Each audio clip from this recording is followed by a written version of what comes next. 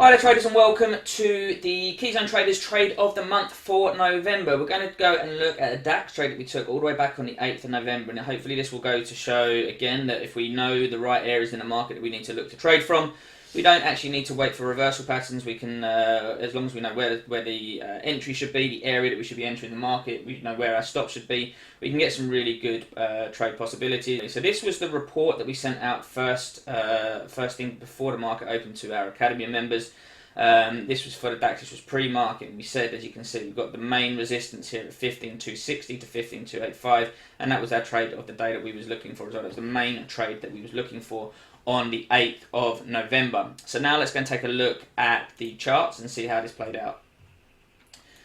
So you can see here, this is the 260 to 285 area, and the reason that we were looking for this, you can see all of this resistance over here. It acted as resistance several times. So there was going to be a lot of people who would be trying to defend this area. We also had it as a bit of support just there, and then would come over and would test it as resistance here as well. So there was quite a bit of interest and participation in that area, and we was coming up and approaching that area coming into the US session in the afternoon.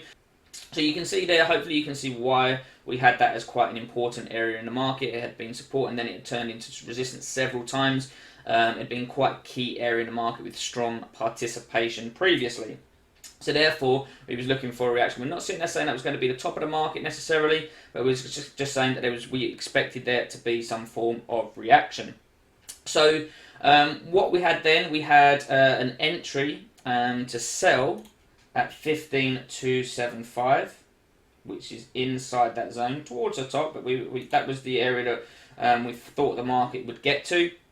You can see over here that it did go quite deep at points over there. So that was the area that we wanted to get to, 15,275.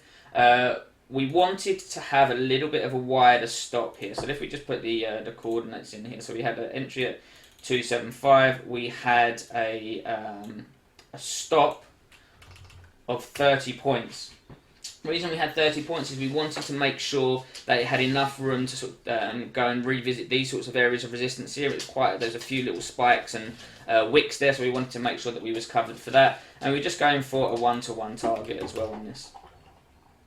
So if we now go and have a look at the lower time frames and see how this played out on the actual day. So you can see as we was coming up into this area here, it was coming into the US Open, we was in a fairly strong trend. You don't want to not take a trade just because you see a trend on the lower time frames. If the higher time frame context suggests something different, you should put more weight onto that. Maybe you want to look at maybe managing a little bit more aggressively just in case there is some form of continuation.